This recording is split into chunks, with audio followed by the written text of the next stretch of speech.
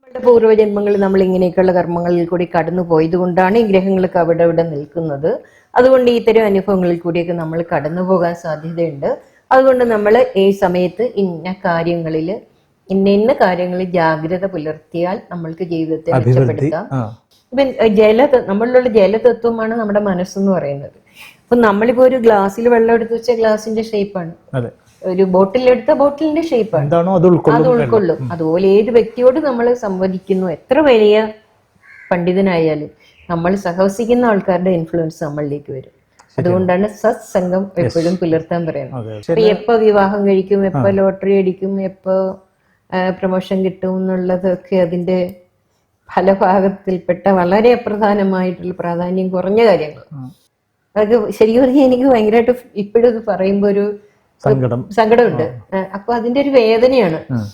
അതങ്ങനെ ആ ഒരു വേദന ആ സോള് എക്സ്പ്രസ് ചെയ്യണമെന്നുണ്ടെങ്കിൽ അതിന്റെ മനസ്സില് അത് എത്രമാത്രം ഒരു യവന ജാതകം എന്നൊക്കെ കേട്ടിട്ടില്ലേ, ചൈനീസ് ജ്യോതിഷം കേട്ടിട്ടില്ലേ? എല്ലാ ഭൂമിയിൽ എവിടെയുണ്ടോ മനുഷ്യര്, അവരൊക്കെ അവരുടെ ഭാവിയെ പറ്റി അറിയാനും ജീവിതത്തെ പറ്റി അറിയാനും ഒക്കെ ഔത്സുഖ്യം ഉള്ളവര് തന്നെയാണ്. അപ്പൊ അവര് പറഞ്ഞു, നേരാണ്, ഞങ്ങൾ 2.5 വയസ്സൊരു കുഞ്ഞും മരിച്ചുപോയി, അത് കഴിഞ്ഞിട്ടാണ് ഈ മകൻ ഉണ്ടായത്. അപ്പൊ ഈ കുട്ടി ഉണ്ടായപ്പോ ഈ കുട്ടിയുടെ പേര് കമൽ. അങ്ങനെയാണ് കുട്ടി ഇപ്പോഴും പറഞ്ഞുകൊണ്ട് നടക്കുമായിരുന്നു ചെറുപ്പത്തിൽ, ഞാൻ കമലല്ല കോമളാണ്, കമലല്ല കോമളാണ്. ഇപ്പൊ വ്യാഴം ഒരാളുടെ ജാതകത്തിൽ നന്നായിട്ടിരുന്നാൽ അയാൾക്ക് ശിവാപ്തി വിശ്വാസം ഉണ്ടാകുന്നു, ഒപ്പം തന്നെ ഈശ്വര വിശ്വാസം ഉണ്ടാകുന്നതാണ്. അത് രണ്ടും ഒന്ന് തന്നെയാണ്.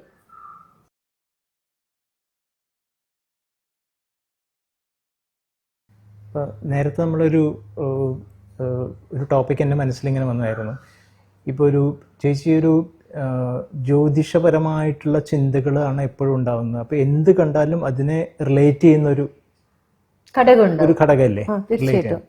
അതിപ്പോ ഒരു പാട്ട് ഇഷ്ടപ്പെടുന്ന ആൾക്ക് ഒരു താളത്തിൽ വെള്ളം വീഴുന്ന കേട്ട് കഴിഞ്ഞാൽ അത് ഇപ്പൊ ഞാൻ തന്നെ ശ്രദ്ധിച്ചിട്ടുണ്ട്. ഇപ്പൊ നമ്മൾ ടാപ്പ് ഫുൾ അടയ്ക്കാതെ ചിലപ്പോൾ റൂമിൽ പോയി കഴിഞ്ഞാൽ വെള്ളം ഒന്നെറ്റ് വീഴും, പിന്നെ ഒരു കറക്റ്റ്, അപ്പൊ പിന്നെ എങ്ങനെ തോന്നി ഇത് ആദ്യ താളത്തിലാണോ ഇത് വീഴുന്നത്?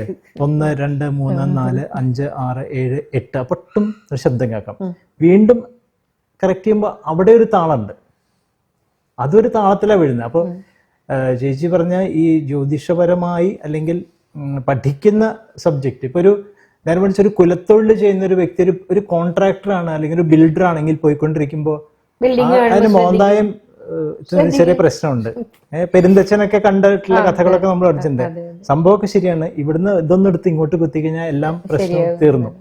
അപ്പൊ അതുപോലെ തന്നെ സംഗീതമായാലും സംഗീതമപി സാഹിത്യം സരസ്വതിയ സ്തനദ്വയം ഏകമാപാതമധുരം അന്യതാലോചനാമൃതം എന്നാണ് പറഞ്ഞിട്ടുള്ളത്. സംഗീതവും സാഹിത്യവും സരസ്വതിയുടെ 2 സ്ഥലങ്ങളാണ്. അതിൽ ഒന്ന് ആപാദത്തിൽ വീഴുന്ന മാത്രയിൽ തന്നെ മധുരമാകുന്നതാണ് സംഗീതം. പിന്നെ അന്യതാലോചനാമൃതം, സാഹിത്യം എന്ന് പറയുമ്പോൾ ഇത്രയും ആലോചിച്ച് പഠിച്ച് വേണം. സംഗീതം ഇനിയിപ്പോ ഒരു ഗ്രാഹ്യവും ഇല്ല, സംഗീതത്തിൽ വലിയ അവഗാഹമില്ല, അതിൻ്റെ സരിഗമ എന്താണെന്നറിയില്ല, ഇന്ന രാഗമാണെന്നറിയില്ല, ഇന്ന ശ്രുതിയിലാണ് പാടുന്നതെന്നറിയില്ല.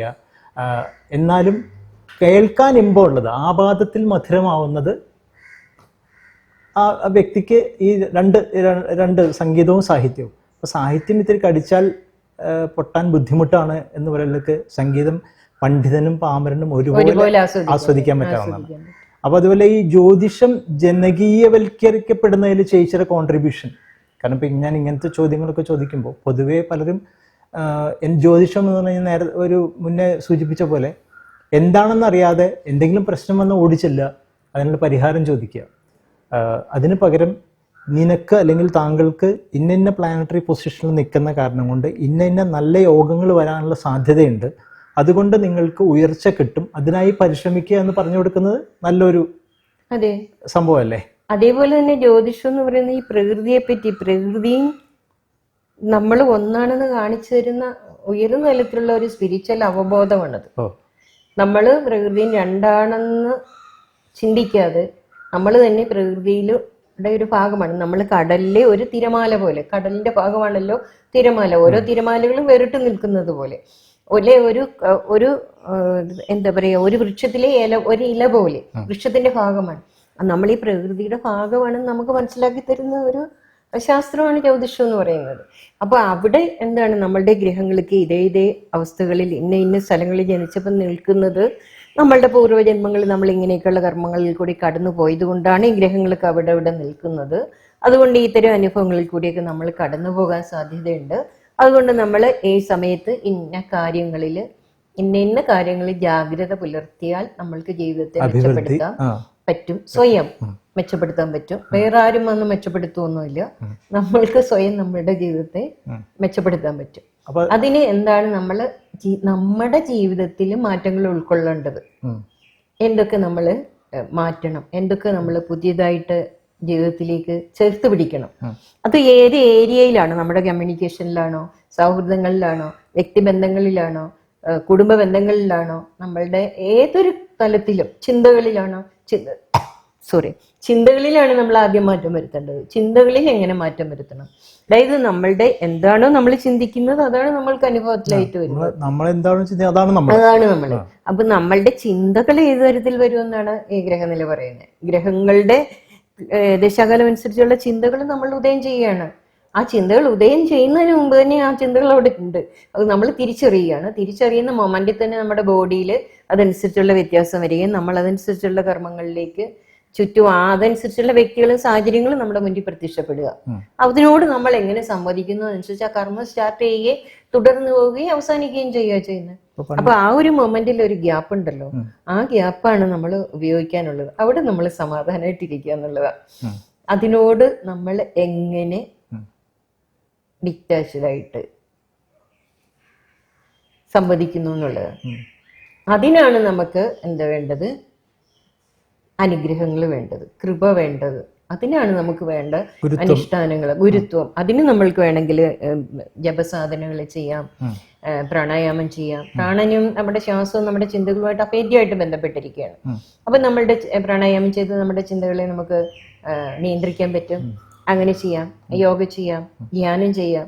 ഇതൊക്കെ ചെയ്തിട്ട് നമ്മൾ ആ ഒരു സമാവസ്ഥയിലിരിക്കുമ്പോൾ നമ്മുടെ ചുറ്റുപാടും പോസിറ്റീവായിട്ട് മാറും. ഇപ്പൊ നമ്മൾ ആരോട് സഹവസിക്കുന്നു അവരുടെ നമ്മളുടെ എനർജി മണക്കുമെന്ന് പറഞ്ഞതുപോലെ തന്നെ നമ്മളുടെ എനർജി അവരുമായിട്ട് കണക്റ്റഡ് ആകുകയാണ്. അപ്പൊ നെഗറ്റീവായിട്ടുള്ള ആൾക്കാരുമായിട്ട് നമ്മൾ, നെഗറ്റീവ് ഒന്നും പറയാൻ പാടില്ലെങ്കിലും പ്രതികൂലമായിട്ടുള്ള ആൾക്കാരുമായിട്ട് നമ്മൾ സംവദിക്കുമ്പോൾ അവരുടെ സ്വാധീനം നമ്മളിലേക്ക് വരികയാണ്. ഇപ്പം നമ്മളിലുള്ള ജലതത്വമാണ് നമ്മുടെ മനസ്സെന്ന് പറയുന്നത്. അപ്പൊ നമ്മളിപ്പോ ഒരു ഗ്ലാസ്സിൽ വെള്ളം എടുത്ത് വെച്ച ഗ്ലാസിന്റെ ഷേപ്പാണ്, ഒരു ബോട്ടിലെടുത്ത ബോട്ടിലിന്റെ ഷേപ്പാണ്, അത് ഉൾക്കൊള്ളും. അതുപോലെ ഏത് വ്യക്തിയോട് നമ്മൾ സംവദിക്കുന്നു, എത്ര വലിയ പണ്ഡിതനായാലും നമ്മൾ സഹവസിക്കുന്ന ആൾക്കാരുടെ ഇൻഫ്ലുവൻസ് നമ്മളിലേക്ക് വരും. അതുകൊണ്ടാണ് സത്സംഗം എപ്പോഴും പുലർത്താൻ പറയുന്നത്. ഇപ്പൊ മോശമുള്ള സമയത്ത് നമ്മൾ സത്സംഗം പുലർത്തുക എന്നുള്ളത് വളരെ അത്യാവശ്യമാണ്. ഇപ്പൊ ചിലരുടെ ജാതകത്തില് എപ്പോഴും കാണാറുണ്ട്, ജാതകത്തിലല്ല, ജീവിതത്തില്.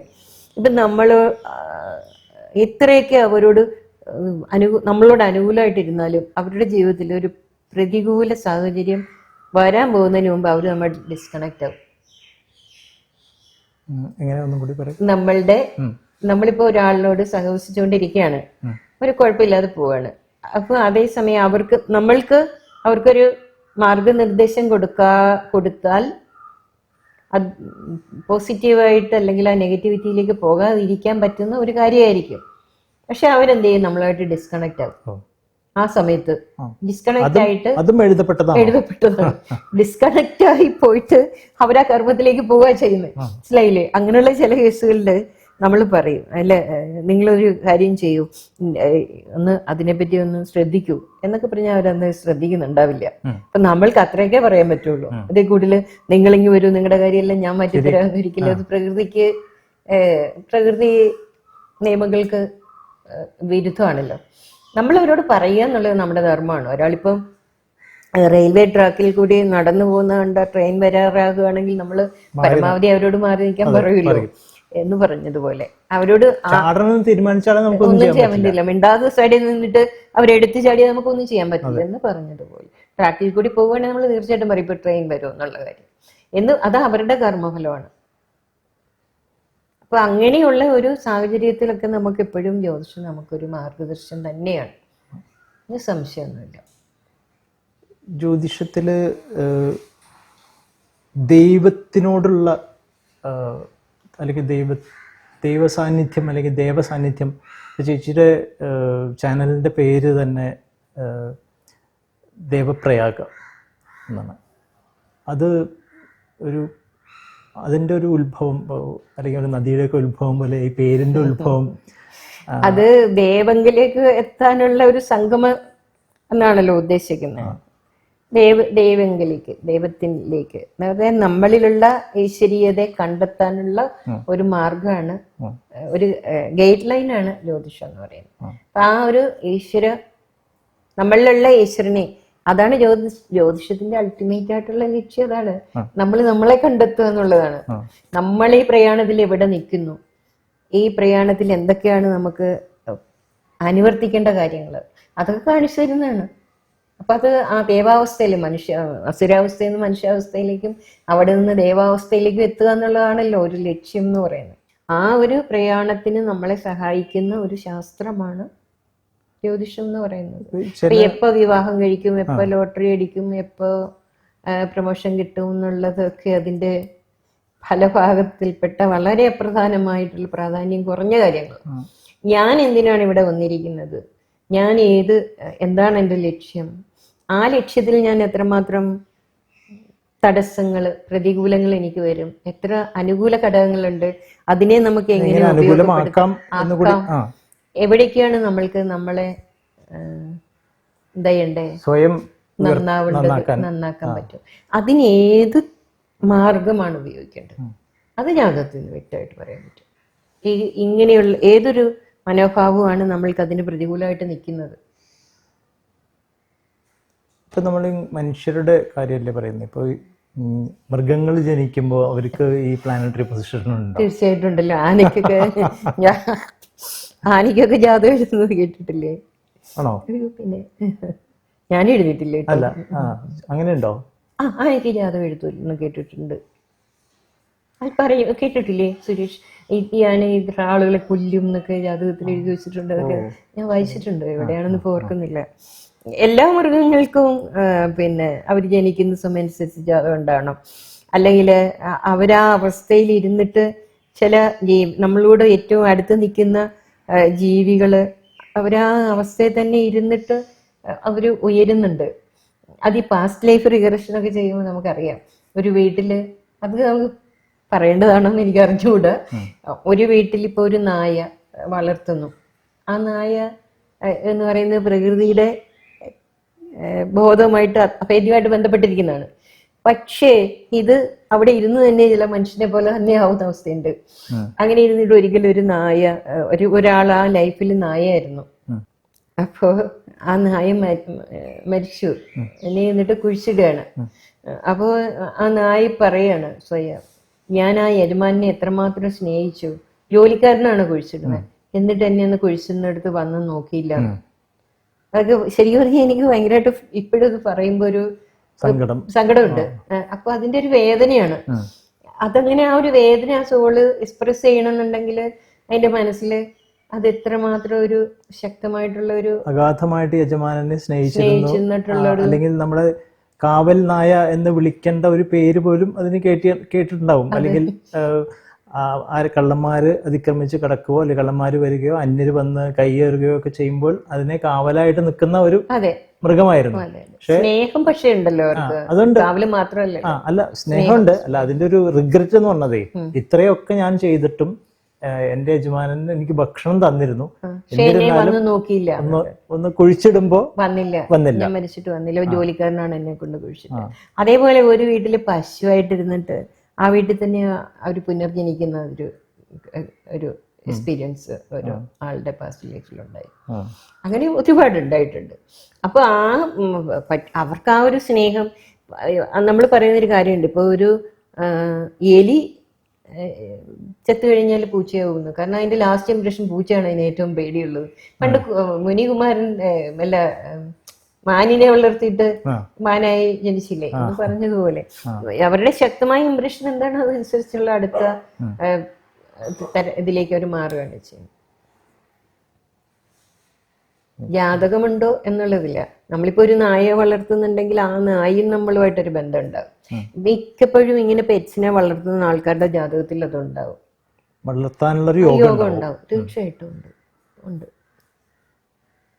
ആ പീരീഡ് ഉണ്ട്, അത് കാണിക്കുന്ന മിക്കപ്പോഴും ചൊവ്വയൊക്കെയാണ് ഏറ്റവും കൂടുതൽ അങ്ങനെ കാണിക്കുന്ന ഗ്രഹം. അത് പ്രത്യേക സ്ഥലത്ത് നിന്നാലാണ്.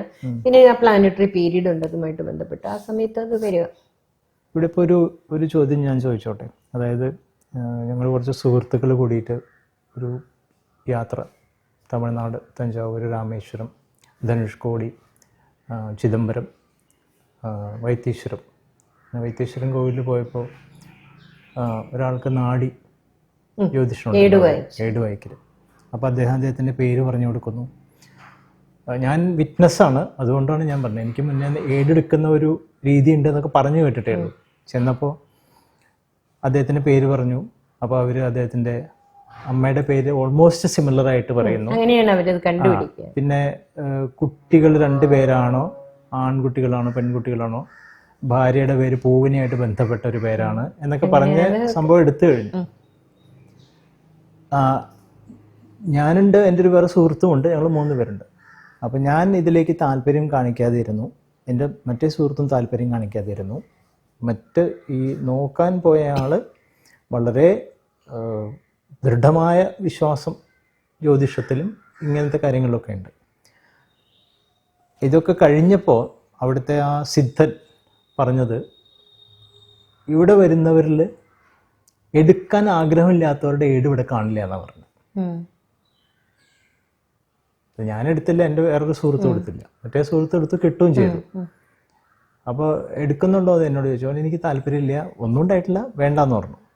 അവന് കഴിഞ്ഞ ജന്മത്തിൽ കള്ളനോ കൊലപാതകയോ അല്ലെങ്കിൽ ഒരു നാട്ടുരാജാവോ, ഞാനെപ്പോഴും എന്നെ ഒരു സ്വയം കുറച്ച് നല്ല ഒരു മനുഷ്യനായിരുന്നു എന്നുള്ള ധാരണയിൽ ജീവിക്കുന്ന ആളാണ്. ഇനിയിപ്പോൾ അത് പോയി എന്തെങ്കിലും പറഞ്ഞ് കേട്ടിട്ട് പ്രശ്നം വേണ്ട. അപ്പോൾ അദ്ദേഹം പറഞ്ഞത്, എന്നാൽ എടുക്കുന്നില്ല എന്നുണ്ടെങ്കിൽ നിങ്ങളുടെ ഏട് ഇവിടെ കാണില്ല, അങ്ങനെ വല്ലതും. അങ്ങനെ എനിക്ക് ഏടുമായിട്ട് അങ്ങനത്തെ ബന്ധങ്ങളൊന്നുമില്ല. ഞാൻ 3-4 സ്ഥലങ്ങളിൽ പോയി എന്റെ ഏട് എടുത്തിട്ടുണ്ട്. എനിക്ക് ഇതിനോടൊക്കെ ഭയങ്കര ഇൻട്രസ്റ്റ് ആയതുകൊണ്ട്. അപ്പോ എന്റെ ഗുരു ഒരിക്കൽ പറഞ്ഞത്, ഈ ഏടുകളുടെ അടുത്ത് വായിക്കുമ്പോൾ ചിലരുടെ ഏടുകള് കടലിലേക്ക് കൊണ്ട് കളയാനൊക്കെ അതിൽ എഴുതി വെക്കും എന്നൊക്കെ പറയുന്ന കേൾക്കാം. എനിക്ക് അറിഞ്ഞൂടെ, അതിങ്ങനെ സാറ് പറഞ്ഞു കേട്ടതാ. പക്ഷെ എന്റെ ഏടെന്ന് പറഞ്ഞ് ഞാൻ ഒരിക്കൽ 44 വയസ്സിൽ പോയിട്ട് ഏടെടുത്തു. അപ്പൊ എഴുതിയിട്ടുണ്ടായിരുന്നു, ഇയാള് 44-ാമത്തെ വയസ്സിൽ ഇത് വന്ന് വായിച്ചു കേൾക്കും. പിന്നെ ഒരിക്കൽ പോയത് എഴുതിയിട്ടുണ്ടായിരുന്നു, ആ ഏടിനകത്ത് എഴുതിയിട്ടുണ്ടായിരുന്നു. പിന്നെ ഒരിടത്ത് പിന്നെ 44-ാമത്തെ വയസ്സിൽ ഈ വ്യക്തി ഇവിടെ വന്ന് ഇത് വായിച്ചു കേൾക്കും. അത് കുറച്ച് നമ്മളെ പറ്റി ജനറൽ ആയിട്ടുള്ള ഒരു കാര്യമാണ്. അപ്പൊ ഗുരു പറയുന്നത് എന്താന്ന് ചോദിച്ചു കഴിഞ്ഞാല്, ഈ ഏടുകൾ എന്ന് പറയുന്നത് പണ്ടുള്ള ഗുരുക്കന്മാരുടെ, വസിഷ്ഠൻ അങ്ങനെയുള്ള ഗുരുക്കന്മാരുടെ പിന്നെ ശിഷ്യർക്ക് അവരുടെ ഇൻഡ്യൂഷൻ വർദ്ധിക്കാൻ വേണ്ടി കൊടുക്കുന്ന ഹോംവർക്കാണ്. ഇനി ഭൂമിയിൽ ജനിക്കാൻ പോകുന്നവരുടെയൊക്കെ ജാതകം എഴുതുക. അതില് ക്ലാസ്സിൽ ഏറ്റവും മിടുക്കരായിട്ടുള്ള ആൾക്കാർ എഴുതുമ്പോൾ 90% വരെ ശരിയായിരിക്കും, അല്ലാത്തവർ എഴുതുമ്പോൾ അതനുസരിച്ച് കുറച്ച് കുറവായിരിക്കും. പക്ഷെ ജനറലി നമ്മുടെ ഗ്രഹനിലകള് അല്ലെങ്കിൽ നമ്മുടെ അച്ഛന്റെ അമ്മയുടെയും പേരൊക്കെ നമ്മൾ അറിയാത്തൊരു സ്ഥലത്ത് ഒരു ഓലയിൽ എഴുതി വെച്ചിരിക്കുന്നു, ഏടിൽ എഴുതി വെച്ചിരിക്കുന്നു എന്ന് പറയുന്ന ഒരു രഹസ്യമാണ്. അതുകൊണ്ട് എപ്പോ അവസരം കിട്ടിയാലും ഞാൻ ഇതൊക്കെ പോയിട്ട് നോക്കാറുണ്ട്. അതൊരു അതിശയം തന്നെയാണ്. ഇപ്പൊ അച്ഛന്റെ പേര്, റോസ എന്നുള്ള പേര് ഉള്ള ഒരാളാണ് ഉദാഹരണത്തിന്, പനിനീർ പൂവിനായിട്ട് ബന്ധമുണ്ട് എന്ന് പറയുമ്പോൾ അങ്ങനെയാണ് അത് ഐഡന്റിഫൈ ചെയ്യുക. പിന്നെ മാത്രമല്ല, നമ്മളുടെ ഒരേ നാടിയിൽ ജനിച്ച, ഒരേപോലെ ജനിച്ച ഒരുപാട് പേരുണ്ടാകും. ചെറിയ വ്യത്യാസം ഉണ്ടാവുള്ളൂ. അച്ഛന്റെ അമ്മയുടെയും പേരൊന്നായിരിക്കും, കുട്ടികൾ 2 കുട്ടികളായിരിക്കും, കുട്ടികളുടെ പ്രായമൊക്കെ ചിലപ്പോൾ ശരിയായിരിക്കും, അവരുടെ ജോലി ശരിയായിരിക്കും. പിന്നെ നോക്കുമ്പോൾ ഒരു കുട്ടി ആണായിരിക്കും, ഒരു കുട്ടി പെണ്ണായിരിക്കും, നമ്മളുടേത് വ്യത്യാസം വരും. അങ്ങനെ ചെറിയ ചെറിയ വ്യത്യാസങ്ങൾ കൊണ്ട് മാറുന്ന കണ്ടിട്ടുണ്ട്. അപ്പൊ സമാനമായി ഒരുപാട് ആൾക്കാർ യോഗയിലുണ്ട് നമ്മളെ പോലെ. അപ്പൊ ഈ ഒരു നമ്മുടെ സബ്ജക്റ്റിനെ ഡിബേറ്റ് ചെയ്ത് പോവുകയാണെങ്കിലും ശരി, അപ്പൊ എത്രത്തോളം ഓലകൾ കാണും ഇങ്ങനെ, അല്ലെങ്കിൽ ഈ നാഡി അത് എങ്ങനെയാണ്? അത് ഈ ഭൂമി ഇരിക്കുന്നവരൊക്കെ കാണുമായിരിക്കും, ചിലരുടെ ഇല്ല. ഞാൻ ചില സ്ഥലത്ത് പോകുമ്പോൾ എനിക്ക് കിട്ടിയിട്ടില്ല. 3-4 സ്ഥലത്ത് പോയി എനിക്ക് കിട്ടിയിട്ടുണ്ട്. ഞാൻ ഏടുകൾ വായിച്ചിട്ടുണ്ട്, വായിച്ചു കേട്ടിട്ടുണ്ട്. ഇവര് തന്നെ അവരുടെ വസിഷ്ഠ തുടങ്ങുന്നത് തന്നെ, അവരുടെ പല പേരുകളും, ശിവനാടിയുണ്ട്, വസിഷ്ഠ നാടിയുണ്ട്, അഗസ്ത്യ നാടിയുണ്ട്, അങ്ങനെ കുറെ നാടികളുണ്ട്. അപ്പോൾ ഈ ഒരു പണ്ടത്തെ ഇപ്പൊ നേരത്തെ പറഞ്ഞ പോലെ ദേവഗുരുക്കള് ഏറ്റവും ബുദ്ധിമാന്മാരായുള്ള ശിഷ്യന്മാരോട് ഭൂമിയിൽ ഇനി വരാൻ പോകുന്നവരുടെ ജാതകം എഴുതാൻ പറഞ്ഞ് എഴുതി വെച്ചത് എങ്ങനെ ഇങ്ങനെയുള്ള 2, 3, 4, 5 അയ്യോ എനിക്കതിനെ പറ്റി അറിയില്ല. അത് അവര് പറയുന്ന പരമ്പരയായി കിട്ടിയിരിക്കുന്നു എന്നൊക്കെയല്ലേ അവര് പറയുന്നത്. അപ്പൊ ഒരുപാട് പേര് ഇപ്പൊ നമ്മള് വൈദ്യശരത്ത് പോയാൽ തന്നെ ഒരുപാട് ഇടുവായി കേസുകളുണ്ട്. അത് ചിലരൊക്കെ ശരിയല്ല എന്ന് പറയുന്നു, ചിലര് ശരിയാണെന്ന് പറയുന്നു. ഇതിനകത്ത് ഒരുപാട് കാര്യങ്ങളൊന്നും എഴുതി വെച്ചിട്ടൊന്നുമില്ല. പിന്നെ അത് ഞാൻ ജനറൽ കണ്ടം മാത്രമേ എടുക്കാറുള്ളൂ, അല്ലാതെ പിന്നെ അവിടെ ജനിച്ചു ഇവിടെ ജനിച്ചു അങ്ങനെയൊക്കെയുള്ള കാര്യങ്ങൾ എനിക്കറിയില്ല. പക്ഷെ ഒരു സംഭവം എൻ്റെ ജീവിതത്തിൽ ഉണ്ടായിട്ടുണ്ട്, അത് നിഷേധിക്കാൻ പറ്റില്ലാത്ത കാര്യമാണ്. ഒരിക്കല് ഞാൻ അങ്കമാലിയില് പാസ്റ്റ് ലൈഫ് റിഗ്രഷൻ എടുത്തിരുന്നു. അവിടെ കുറച്ചു പേർക്ക് എടുത്തിരുന്നു. അതായത് നമ്മുടെ പഴയ ജന്മങ്ങൾ കാണുന്ന ഒരു മെഡിറ്റേഷൻ അതെടുത്തിരുന്നു കുറെ പേർക്ക്, ഒരു 7 പേർക്ക്. അവര് അതിലൊരു 5 പേര് പോയിട്ട് ഒരു സ്ഥലത്ത് അവരുടെ ഏട് വായിച്ചു. ആ പാസ്റ്റ് ലൈഫിൽ അവര് കണ്ട ലൈഫ് ആണ് ഇവര് വായിച്ചു കേട്ടത്. അപ്പൊ ഇപ്പൊ ഇന്ന സ്ഥലത്ത് ഇന്ന ആളായിട്ട് ജനിച്ചിരുന്നു എന്നല്ലേ അവര് കണ്ടത്. അതേ സമയം തന്നെ ഏടിൽ നിന്ന് വായിച്ചു മനസ്സിലാക്കി. എന്നിട്ട് എന്നെ വിളിച്ചു പറഞ്ഞു. ഞാൻ വേഗം അവര് പോയ സ്ഥലത്തേക്ക് പോയി. പക്ഷെ എന്റെതൊന്നും അവിടെ ഉണ്ടായിരുന്നില്ല. പിന്നെയെന്ന് വെച്ചാൽ ഇപ്പൊ ജാതകം നോക്കിയിട്ട് തന്നെ നമുക്ക് അവരുടെ പാസ്റ്റ് എന്തായിരുന്നു എന്നൊക്കെ അറിയാൻ പറ്റും. ചിലപ്പോ ഈ കഴിഞ്ഞൊരു നാളിൽ എന്നോട് ഒരാള്, അത് വിദേശത്തുള്ളതാണ്, സൗത്ത് ഈസ്റ്റിലായിരിക്കും അവര് ജനിച്ചിട്ടുണ്ടാകുക ഒക്കെ പറഞ്ഞൊരു അനുഭവം ഉണ്ടായിട്ടുണ്ട്. അത് നമുക്ക് വേറൊരു ദിവസം ചർച്ച ചെയ്യാം, കാരണം അവരോട് പെർമിഷൻ ചോദിക്കേണ്ടതുണ്ട്. അപ്പോൾ പൊതുവെ പറഞ്ഞു കഴിഞ്ഞാൽ നമ്മൾ ഭാരതീയർക്ക് മാത്രമല്ല, ലോകത്തുള്ള ഇപ്പൊ ചൈനീസ് അങ്ങനെയുള്ള എല്ലാവർക്കും ഇതിൽ വിശ്വാസം ഉണ്ടല്ലേ ജ്യോതിഷത്തില്? തീർച്ചയായിട്ടും. യവന ജാതകം എന്നൊക്കെ കേട്ടിട്ടില്ലേ? ചൈനീസ് ജ്യോതിഷം കേട്ടിട്ടില്ലേ? എല്ലാ ഭൂമിയിൽ എവിടെയുണ്ടോ മനുഷ്യര്, അവരൊക്കെ അവരുടെ ഭാവിയെ പറ്റി അറിയാനും ജീവിതത്തെ പറ്റി അറിയാനും ഒക്കെ ഔത്സുക ഉള്ളവർ തന്നെയാണ്. ഋഷിമാര് എല്ലായിടത്തും ഉണ്ടായിരുന്നു, നമ്മുടെ ഭാരതത്തിൽ മാത്രമൊന്നും അല്ലല്ലോ. അപ്പൊ അവിടെ ഈ പ്രപഞ്ചത്തെ പറ്റിയുള്ള സത്യങ്ങള് എല്ലായിടത്തും കണ്ടെത്തിയിട്ടുണ്ട്. പക്ഷെ ഇതൊക്കെ ഏറ്റവും കൂടുതലായിട്ടുള്ളത് ഭാരതത്തിലാണ് മാത്രം. ഭാരതമാണ് ജ്യോതിഷത്തിന്റെ ഉറവിട കേന്ദ്രം പറയാൻ പറ്റില്ല. നമ്മുടെ മുനിമാരും യോഗിമാരും നമുക്ക് പറയാൻ പറ്റില്ലല്ലോ. ഇപ്പൊ ഈ നമ്മൾ ഈ ഭാരതം എന്നൊക്കെ പറയുന്നത് പണ്ടങ്ങനെ ഭാരതം എന്നുള്ള പേരിലല്ല.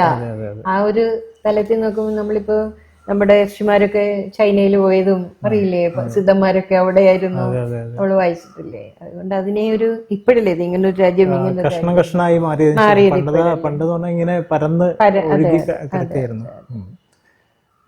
ചേച്ചിക്ക് ഇനി വേറെ ഇതുപോലെ ആരെങ്കിലുമൊക്കെ ജീവിതത്തിൽ നിന്ന് ഉപദേശം എന്ന് വെച്ചാൽ ഇങ്ങനെ അവരുടെ ഗ്രഹനില കണ്ട് അവരെ രക്ഷപ്പെടുത്തിയ എന്തെങ്കിലും ഓർമ്മ വരുന്നുണ്ടോ? അതായത് അവർ അഗാധമായി ഒരു പടുകുഴിയിലേക്ക് വീഴാൻ പോകുന്ന ഒരു ജീവിതത്തിൽ നിന്ന് കൈപിടിച്ച് ഉയർത്തിയ പോലെ ഉള്ള എന്തെങ്കിലും ഉപദേശങ്ങൾ കൊടുത്ത്, ഉപദേശം ഞാൻ ഉദ്ദേശിക്കുന്ന ചേച്ചിയുടെ ശാസ്ത്രപ്രകാരം കണ്ടിട്ട് അവരെ ഒരുപാട് അനുഭവങ്ങൾ ഉണ്ടായിട്ടുണ്ട്. ഒരുപാട്. അതെപ്പോഴും ഇപ്പം വിവാഹം നടക്കാതെ വളരെ ബുദ്ധിമുട്ടിയിരിക്കുന്ന ആൾക്കാർക്ക് അവർക്ക് ഗൈഡൻസ്, അതൊക്കെ ഞാൻ മുൻപ് ഒരു എപ്പിസോഡുകളിലൊക്കെ പറഞ്ഞിട്ടുണ്ട്.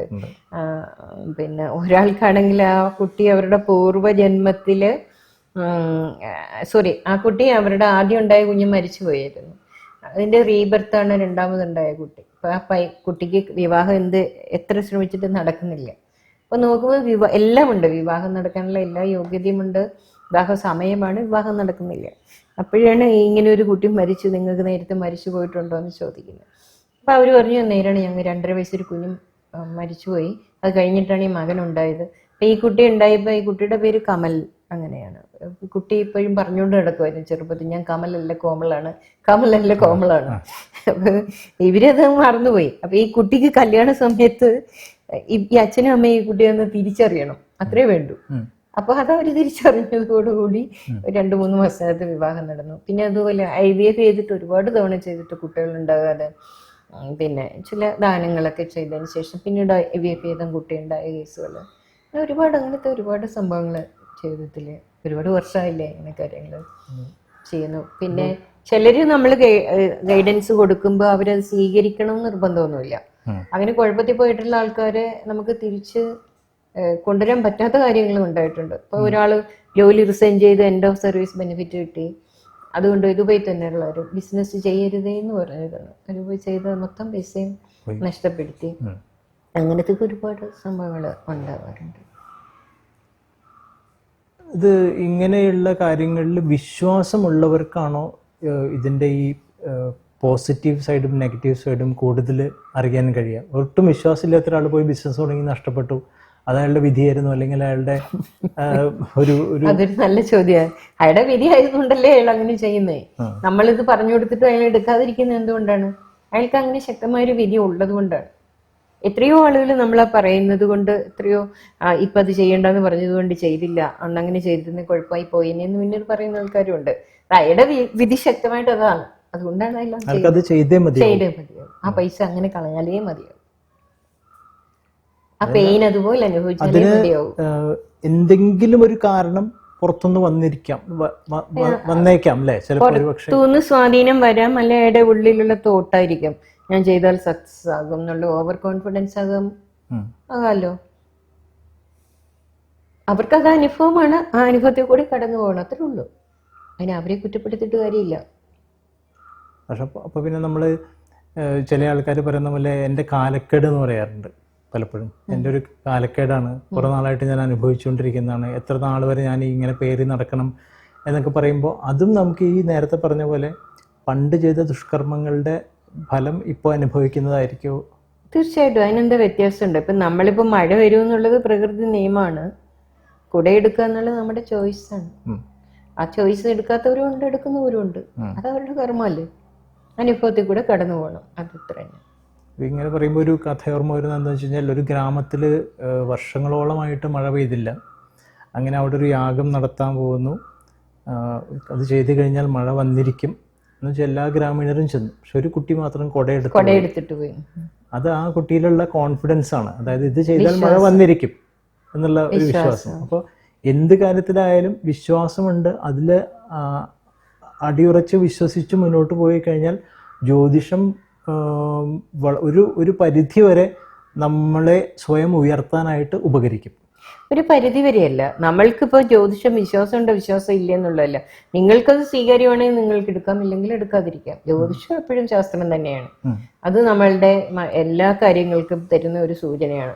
പ്രത്യേകിച്ച് നമ്മുടെ മനസ്സിൻ്റെ, നമ്മളെ മനോഭാവം, നമ്മളെ ഓരോ പ്ലാനറ്ററി പീരീഡ് അനുസരിച്ച് കാരകത്വങ്ങൾ എന്നാണ് പറയുന്നത്.